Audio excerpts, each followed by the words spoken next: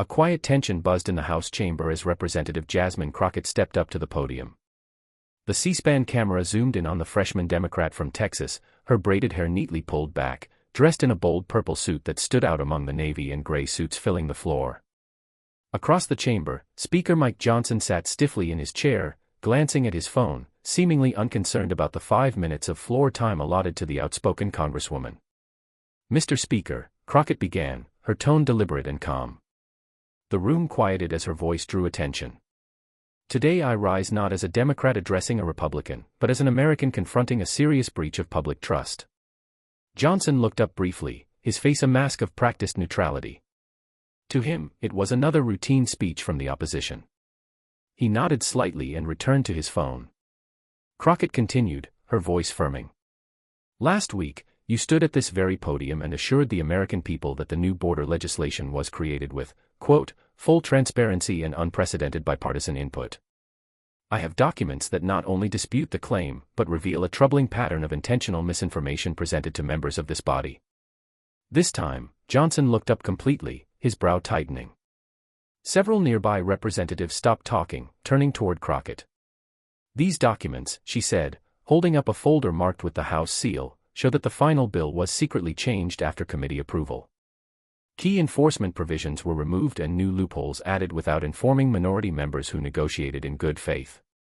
The chamber filled with murmurs. Johnson set his phone aside, sitting upright as Republican whips began moving through the aisles, whispering urgently. "But what's even more concerning," Crockett continued, cutting through the noise, "is what these documents show about who actually made those changes." She paused, locking eyes with Johnson. "Mr. Speaker, would you like to explain why entire sections of this bill include verbatim language from private industry lobbyists, language you personally certified as staff-written?" The room fell silent.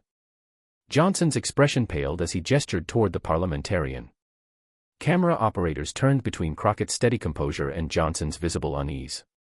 "Point of order, Mr. Speaker," called the Republican Majority Leader, trying to interrupt.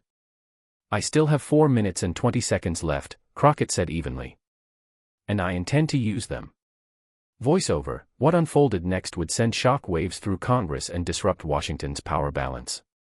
Before diving into the evidence Crockett revealed, remember to like this video and subscribe for more in-depth political analysis uncovering what really happens inside Washington.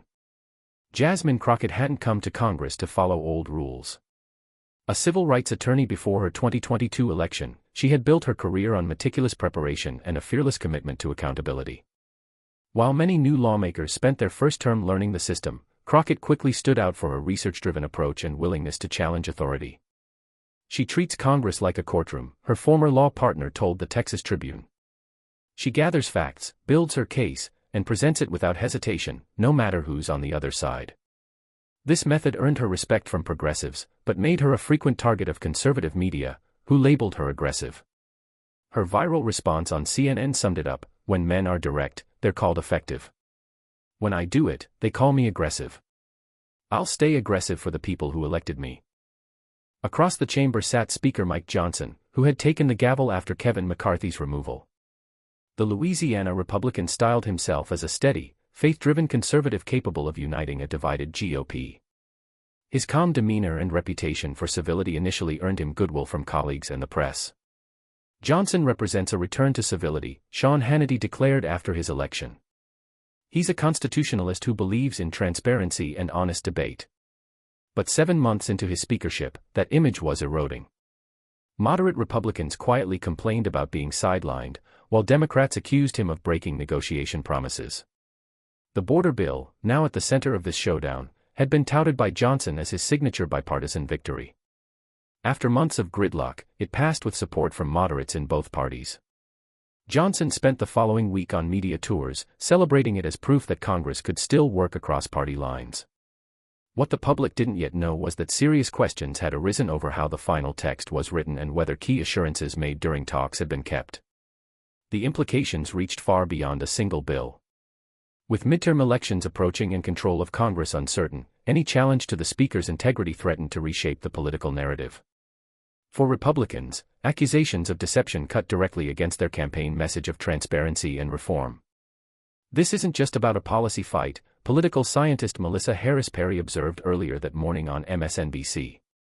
It's about whether the legislative process itself can still be trusted. For Johnson, the personal stakes were immense. His political brand centered on faith, honesty, and trustworthiness. Any credible evidence of deception could destroy not only his agenda but his reputation. For Crockett, the risk was just as high. Confronting the speaker directly on the House floor with such claims was bold. It could either elevate her as a fearless voice for accountability or expose her to criticism if her evidence fell short. The tension was palpable. Republican members clustered near Johnson, whispering strategy. Democrats watched closely, aware that Crockett's next move would shape the moment's impact. As she prepared to unveil her evidence, the gravity of what was happening was clear. A first-term Congresswoman was directly accusing the Speaker of misleading Congress. It was a moment that could fade quickly or redefine standards of political accountability in Washington. Johnson adjusted his tie and leaned toward the parliamentarian, perhaps looking for a procedural escape. But before he could act, Crockett pressed forward. Before we examine the altered bill text, Crockett began, let's first establish the context that makes these revisions so concerning. I direct the chamber's attention to Exhibit A, she said, as aides distributed documents to members. These are the official minutes from the final bipartisan negotiation session on the Border Security Act dated exactly 2 weeks ago. She projected a section on the screen visible to everyone. Page 3 clearly records Speaker Johnson's personal assurance, and I quote, no substantial changes will be made to the enforcement provisions in sections 4 through 7 as agreed upon by this working group. Every Republican and Democratic member of that group relied on that commitment when deciding to support the bill. C-SPAN cameras swept across the chamber showing Republican members quickly scanning their copies while Speaker Johnson quietly conferred with the House parliamentarian. Yet, Crockett continued, the final text includes 17 significant modifications to those same sections. These aren't minor edits or technical clarifications, but major changes that weaken enforcement and create new exemptions never discussed in bipartisan talks. She brought up a side-by-side comparison on the screen. For instance, Section 4, Paragraph B, originally required compliance verification within 30 days. The final text now extends that to 180 days and allows unlimited 90-day extensions. That completely removes the accountability timeline moderate Democrats demanded before lending their support. Murmurs spread across the Democratic side of the chamber. Moderates who had voted for the bill were seen consulting their staff, pointing to passages with growing frustration. Johnson finally rose. Point of order, he said to the presiding officer. The gentlewoman from Texas is misrepresenting routine legislative updates and suggesting bad faith where there was none. I appreciate the Speaker's clarification, Crockett responded evenly, but let's move to Exhibit B. New documents appeared on the screen. These are emails between the Speaker's chief legislative aide and members of the Border Industry Coalition, a lobbying group representing private detention contractors. Johnson's expression tightened as she spoke. This email, sent 3 days after the bipartisan deal and 2 days before the final draft was released, includes an attachment titled, Proposed Modifications to Enforcement Provisions. When we compare that document, written by lobbyists, to the final bill text, 15 of the 17 changes match word for word. The chamber erupted into noise. Democrats stood while Republicans gathered in tense clusters. The presiding officer struck the gavel repeatedly, struggling to restore order. Then Representative Jim Jordan, one of Johnson's close allies, approached the well, seemingly ready to interrupt. Crockett raised her hand. I still have my time, and I intend to use it, she said firmly. The evidence is not complete. Jordan returned to his seat. Crockett then revealed Exhibit C. This is perhaps the most serious document, she said.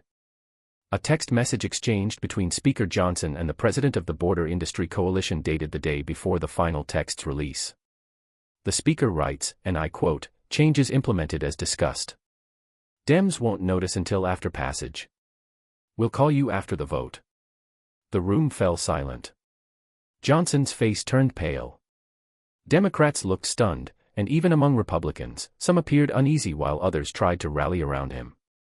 Mr. Speaker, Crockett said, addressing Johnson directly, would you like to explain to this chamber, especially to the Democratic members who voted for this bill in good faith, why you promised no major changes while privately coordinating with lobbyists to weaken key enforcement provisions?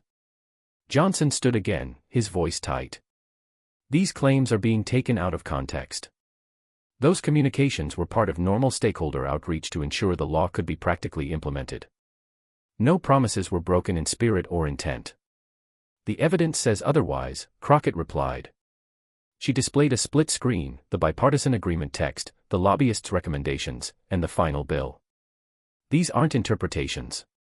They're direct comparisons. The enforcement mechanisms that earned bipartisan support were quietly weakened based on industry input without notice to the members who negotiated them. The tension was now palpable. The gavel struck repeatedly as members from both parties shouted for recognition. "I have 1 minute left," Crockett said above the noise, her voice steady, "and I want to use it to explain why this matters." The room gradually quieted. All eyes were on her. "This isn't about policy differences," she said, measured and clear. "It's about whether this body can function with integrity. When lawmakers can't trust that agreements made in good faith will be honored, our institution fails. When private interests can secretly rewrite legislation after bipartisan consensus, we stop being representatives of the people." She turned to face the entire chamber, not just Johnson. "I came to Congress believing that despite our divisions, the integrity of our process remained untouchable. Today, I ask members of both parties to prove that belief still holds true." As if planned, Crockett's 5 minutes concluded exactly as she finished. The weight of her carefully timed statement lingered in the air as the presiding officer, visibly unsettled, announced, "The gentlewoman's time has expired." But everyone in the chamber and millions watching understood something far more significant than time had just ended. For several moments, silence filled the chamber. Then, like a dam breaking, the room erupted. Democrats rose to their feet, some demanding an immediate response from Johnson, others calling for an emergency ethics inquiry. On the Republican side, reaction split sharply. Party leaders closed ranks around Johnson while several moderates stood apart, visibly uneasy as they examined the documents Crockett had distributed. The presiding officer struck the gavel repeatedly. "The House will be in order. The House will be in order." Finally, Majority Leader Steve Scalise was recognized. "Mr. Speaker, I move that the House stand in recess subject to the call of the chair." Before the motion could proceed, Democratic Leader Hakeem Jeffries rose. "Objection. The House deserves an immediate response to these serious allegations. The Speaker must address this body now." The parliamentarian quickly conferred with the presiding officer, who appeared overwhelmed by the procedural tension unfolding. Amid the confusion, Johnson approached the well of the House, signaling his intent to speak. The room fell silent, all eyes fixed on him. "I appreciate the chance to address these allegations," Johnson began, his voice steadier than his expression. What Representative Crockett presented is a misleading account built on selective evidence and distorted communications. He straightened, trying to project confidence. The revisions made to the final text were technical adjustments designed to uphold our bipartisan agreement while ensuring the law's practical enforceability. Input was taken from various stakeholders, including industry professionals with relevant experience. This is standard legislative practice. Turning toward the Democratic side, he added, "Nothing was concealed. Nothing was done in bad faith. If there was any misunderstanding of the provisions, I regret the confusion, but there was no intent to mislead. It was a polished response, one that might have sufficed in normal times." But Crockett, still standing, quietly lifted a document for everyone to see, the text message she had cited earlier, * changes implemented as discussed. Dems won't notice until after passage. We'll call you after the vote. * Johnson froze mid-sentence, his defense colliding with the evidence. The chamber watched as he struggled to reconcile his claims of transparency with the reality before him. Then, unexpectedly, Representative Don Bacon, a moderate Republican from Nebraska, stood. "Mr. Speaker, point of personal privilege," he said, his tone carrying the weight of institutional concern. "As a member who worked on this legislation in good faith, I must ask, are the documents presented by Representative Crockett authentic? Did you assure our bipartisan group that no substantive changes would be made while allowing industry lobbyists to rewrite enforcement provisions?" The question, coming not from a Democrat, but from a Republican colleague, hit the chamber like a thunderclap. Silence followed as all eyes turned back to Johnson. His next words would define not just his leadership, but the credibility of the House itself. Johnson looked across the chamber, from his allies to the uneasy faces on both sides. The communications occurred, he finally said, voice lower now, but they've been presented without full context. The revisions were within my authority as Speaker to make. An audible gasp rippled through the room. It wasn't a full admission, but it wasn't a denial either. Representative Bacon remained standing. With respect, Mr. Speaker, authority isn't the issue. Trust is. If we can't trust that bipartisan agreements will be honored, how can this body function? The question lingered unanswered as more Republicans visibly distanced themselves from party leadership. What began as a 5-minute address by a freshman Democrat had escalated into a full crisis of confidence in the Speaker's leadership. Sensing the momentum shift, Jeffries rose again. In light of these extraordinary circumstances, I move that the House establish a special bipartisan committee to investigate the allegations related to the Border Security Act and report findings within 14 days. In a striking turn, Representative Bacon immediately followed. I second the motion and urge my Republican colleagues to support it. If we believe in transparency and integrity, we should welcome the opportunity to uncover the full truth. Johnson stood frozen at the podium, watching the foundation of his authority crumble in real time. The presiding officer, unsure how to proceed amid the unprecedented division, turned helplessly toward the parliamentarian. Then Crockett spoke once more, her tone calm, steady, and free of confrontation. This isn't about partisanship. This moment is about whether agreements made across party lines still hold meaning. Every member of Congress, regardless of affiliation, has a stake in preserving that essential trust. The clarity and truth in her words seemed to resonate throughout the chamber.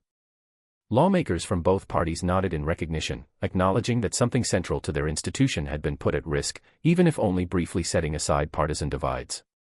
As leaders from both sides gathered with the parliamentarian to decide on next steps, cameras caught Johnson sitting alone at the leadership desk, his physical isolation mirroring his uncertain political standing. Within minutes, clips of the exchange circulated across social media, focusing on Johnson's controversial text message and his inability to deny the allegations directly. What began as a standard 5-minute floor address had quickly become one of the most consequential congressional confrontations in recent memory. It revealed not only potential misconduct in one bill, but also deeper concerns about the integrity of the legislative process itself. The effects of Crockett's 5-minute address spread far beyond the House chamber. Within an hour, #JohnsonExposed and #Crockett receipts were trending nationwide.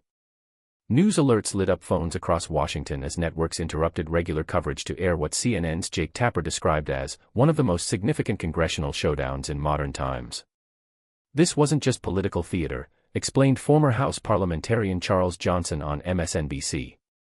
Representative Crockett presented documented proof that the Speaker of the House secretly altered bipartisan legislation after agreement, potentially violating both House rules and the foundational trust that allows Congress to function.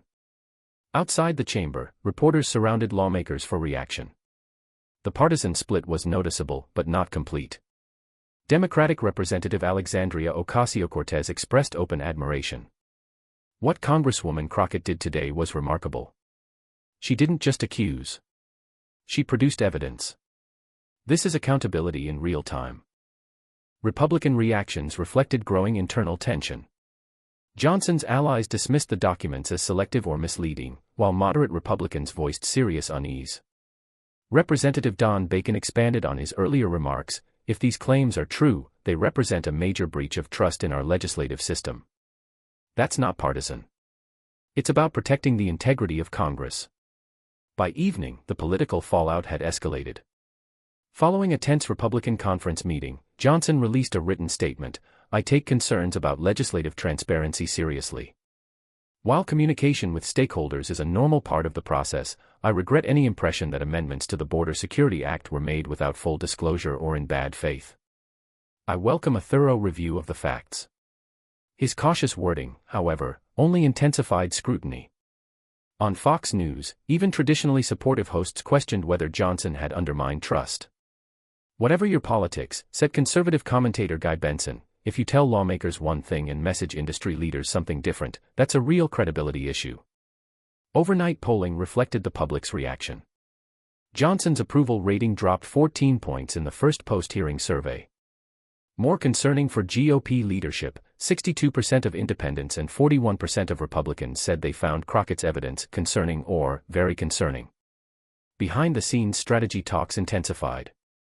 Democratic leaders, sensing momentum before midterms, announced they would force a vote to form a special investigative committee if Republicans didn't agree voluntarily. At the same time, reports surfaced that moderate Republicans were privately questioning whether Johnson could remain in leadership. For Crockett, the aftermath brought a rapid rise in national recognition. Her calm, evidence-driven approach drew praise, even from unexpected voices. Whatever one thinks of her politics, wrote conservative columnist Jonah Goldberg, Crockett showed what proper congressional oversight looks like. Facts over rhetoric. 3 days after the confrontation, Washington was stunned when 23 moderate Republicans joined Democrats to establish a bipartisan special committee to investigate the Border Security Act allegations. The motion passed 255 to 180, a sharp rebuke to Johnson's leadership and a validation of Crockett's method. In a further setback for Johnson, Republican Representatives Don Bacon, Brian Fitzpatrick, and Nancy Mace released a joint statement: "The integrity of the legislative process must rise above party loyalty." When legitimate questions emerge about whether bipartisan agreements were respected, all members have a duty to pursue the truth. The new committee was structured with equal Republican and Democratic representation, led by moderate Republican Mike Turner as chair and Crockett as vice chair, formally acknowledging her central role in exposing the issue and signaling her growing influence in Congress. For Johnson, the political strain only deepened. A week later, the conservative Washington Examiner published additional documents supporting Crockett's claims, including texts between Johnson's staff and industry representatives discussing ways to bypass enforcement provisions without notifying Democratic partners. As pressure grew, Johnson addressed the Republican conference behind closed doors. Multiple attendees reported that he offered a more candid acknowledgement than before: "I made mistakes in how the final bill was managed. I believe the revisions were necessary for implementation, but I should have been transparent with all members who helped craft the legislation." But trust, once broken, is difficult to rebuild. His admission failed to stop the rising dissent. 2 weeks after Crockett's 5-minute floor speech, Republican Representative Ken Buck of Colorado became the first to publicly call for Johnson's resignation as Speaker. "Trust, once lost, is hard to restore," Buck stated. "For the good of this institution and effective governance, Speaker Johnson should step aside."